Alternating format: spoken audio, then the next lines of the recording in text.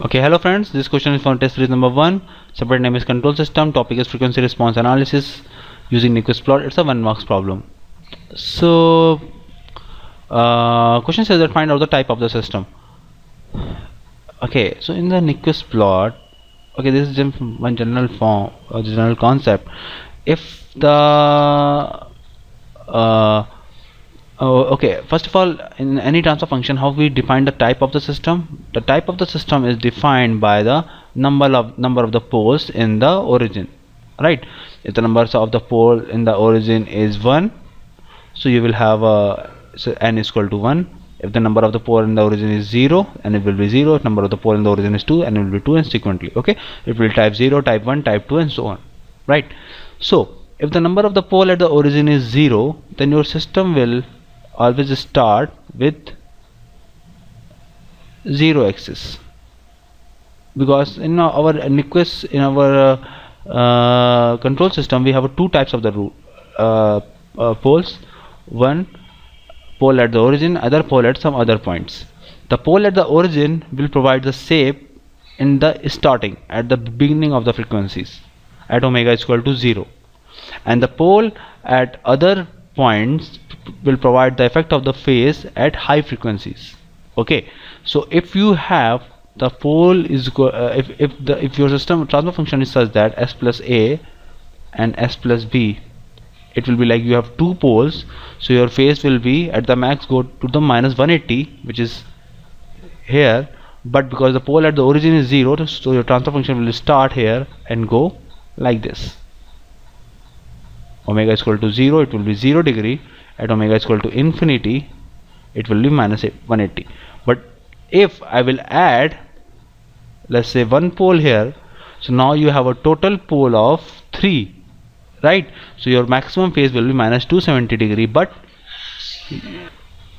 and because of this one pole in the origin, your response will going to start from minus 90. So it will start from minus 90 and it will going to end up at infinity, minus 270, because the maximum phase is minus 270, but starting point is minus 90 because you have one pole at the origin, right? If you have a pole at the origin, so your initial magnitude will be infinity, initial gain will be infinity. That's why your plot will be started at infinity and end up to the 0, because at omega is equal to 0 infinity, the magnitude will be 0. So the same concept, if you can see here, that if you can see here in our plot, my plot is started from the minus 90, okay, and it is ended over the minus 270 degree. Okay, so it means that if it is starting from the minus 90, it means that I have a one pole at the origin. Okay, similarly, because if you have a two pole at the origin, okay, let's say you have transfer functions such that this, if you have a two pole at the origin, so your starting point will be, again your plot will going to sit by another 90 degree. It means that your plot is going to start at minus 180 and it end at minus 270 degree, because at high frequency you will have a three pole, so you will have a plot like this.